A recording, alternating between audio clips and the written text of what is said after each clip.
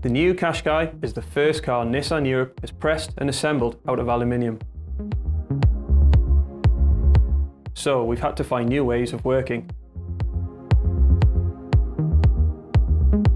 The new XL press is capable of 15 strokes per minute, all to precision detail, and up to a force of 2,400 tons per panel.